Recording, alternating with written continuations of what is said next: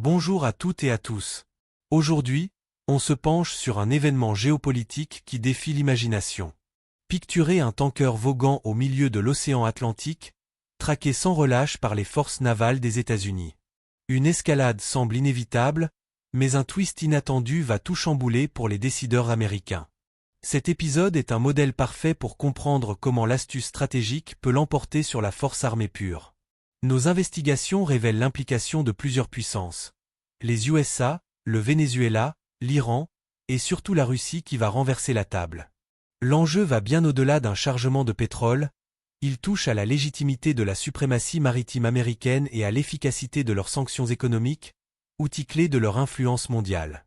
Allons-y, décortiquons cette opération navale et légale qui a mis en déroute une grande puissance grâce à un astucieux changement de drapeau en pleine mer. Tout commence fin décembre 2020. Les gardes-côtes américains déclenchent une traque contre un pétrolier nommé le Bon. Pourquoi ce vaisseau en particulier? Il était depuis un moment sur les radars des services de renseignement US, soupçonné d'appartenir à ce qu'on appelle la flotte ombre, un ensemble de bateaux clandestins qui transportent des carburants en esquivant les interdictions internationales. Ici, il s'agissait d'hydrocarbures venant du Venezuela et de l'Iran, deux pays sous embargo américain. Pour l'équipe de Donald Trump au pouvoir à l'époque, c'était une cible idéale. Au-delà de la saisie du cargo, l'opération visait à marquer les esprits. Démontrer que les États-Unis maîtrisent les voies océaniques et que leurs sanctions sont intouchables. Intercepter ce tanker, accusé de financer des réseaux terroristes selon Washington, aurait été un coup d'éclat médiatique et un avertissement clair à tous ceux qui osent contourner les règles imposées. Mais rien ne se passe comme prévu. Le Bon ignore les ordres d'arrêt et continue sa route, défiant ouvertement les autorités maritimes les plus puissantes du monde. Une telle insubordination est rare et audacieuse pour un navire civil. Cela met les Américains dans un pétrin stratégique, forcer l'arrêt pourrait provoquer un clash diplomatique grave, avec des retombées imprévisibles.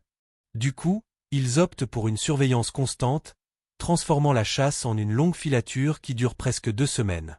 Imaginez la tension à bord. D'un côté, un équipage sous pression, de l'autre, des militaires frustrés. Cette impasse devient vite embarrassante pour les USA, car le monde observe une superpuissance incapable d'imposer sa volonté à un simple tanker. Jour après jour, l'humiliation grandit, soulignant les limites de la force brute face à une résistance déterminée. Au pic de la tension, l'équipage du Bon abat sa carte maîtresse. Sans avertissement, il hisse le drapeau russe et annonce via radio que le navire passe sous juridiction moscovite. En un clin d'œil, le jeu change du tout au tout. Est-ce légal de switcher de nationalité comme ça, en plein océan et sous poursuite? Cela paraît trop simple, mais c'est là que brille l'ingéniosité russe. Normalement, changer de pavillon demande des paperasses longues et compliquées. Pourtant, ici, tout se fait en un éclair, signe d'une préparation minutieuse en coulisses. À l'instant où le drapeau tricolore flotte, le Kremlin publie un communiqué officiel. Le bateau est inscrit au registre russe et rebaptisé Marinra. Ce n'est pas une improvisation, mais une action coordonnée avec les autorités russes. On peut parler d'une arme bureaucratique, transformer une procédure administrative en outil tactique fulgurant. Le Bon devient le Marinra, un bien souverain de la Russie. Juridiquement, c'est un game changer. Selon le droit international, un navire sous pavillon national est une extension du territoire de ce pays. Pour les gardes-côtes US, attaquer le Marinra équivaut à agresser la Russie directement. Des experts, y compris des médias comme le New York Times, soulignent les barrières légales insurmontables. Si les Américains ont un grief, ils doivent maintenant discuter avec Moscou, pas avec un contrebandier anonyme. C'est comme brandir un passeport diplomatique pour éviter une arrestation. La puissance militaire est stoppée net par un tour de passe-passe administratif. Et le plus dingue? La Russie n'a utilisé aucune force armée, pas de destroyer, pas d'avion.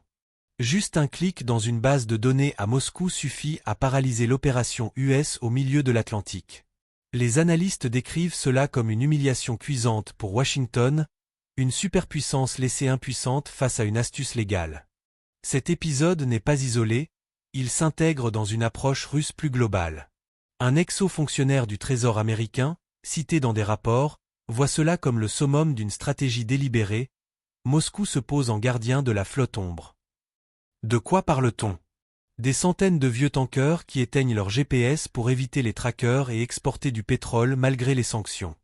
Cela aide l'Iran, le Venezuela et même la Russie à maintenir leurs flux commerciaux, rendant les embargos US moins efficaces sans les annuler complètement. Pourquoi Moscou s'implique-t-elle? Les gains sont énormes et peu coûteux. En offrant son pavillon et sa protection légale, la Russie s'affirme comme une alternative à la domination maritime américaine. C'est un levier d'influence géopolitique, un signal fort au sud global, ces pays d'Afrique, d'Asie et d'Amérique latine qui rejettent souvent les sanctions occidentales. Le message implicite, l'ordre mondial sous hégémonie US n'est pas inévitable. On peut vous aider à le contourner. Juste après l'incident, la Russie publie une déclaration ferme, sommant les USA d'arrêter la poursuite contre le Marinera, rendant le tout public pour maximiser l'embarras américain. Face à cela, Washington choisit le silence total, pas de réaction officielle. Contester aurait risqué une crise avec Moscou. Accepter tacitement, c'était admettre la défaite. Le tanker continue sa route sans obstacle, marquant une victoire russe sans violence. Les experts parlent d'une partie d'échec brillante. D'un côté, la machine de guerre US avec satellites et navires. De l'autre, une faille dans le droit maritime exploitée à la perfection. Cela questionne le pouvoir au XXIe siècle. La supériorité militaire ne suffit plus face à des tactiques subtiles. Compteur de caractères, environ 3990, espace inclus. En résumé, cette traque atlantique tourne au ridicule. Une poursuite qui vire au fiasco, un changement de drapeau dramatique, une parade légale qui immobilise une grande puissance, et la preuve d'une vision russe cohérente à long terme. C'est une claque à l'autorité US sur les mers et un coup dur pour leurs sanctions économiques. Plus largement, cela montre que les conflits géopolitiques migrent vers des domaines hybrides, où l'astuce prime sur la force. En protégeant ce cargo, Moscou ne fait pas que aider des alliés.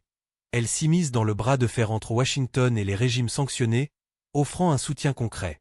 Une question reste en suspens. Avec les sanctions comme arme favorite des puissances, verrons-nous plus d'affrontements via le droit maritime et commercial? Les registres navals et les normes internationales deviennent-ils les nouveaux fronts de la géopolitique? Cela prouve que les batailles modernes se gagnent aussi dans les méandres légaux, pas seulement sur les terrains armés. Merci d'avoir suivi cette plongée passionnante. À bientôt pour d'autres décryptages.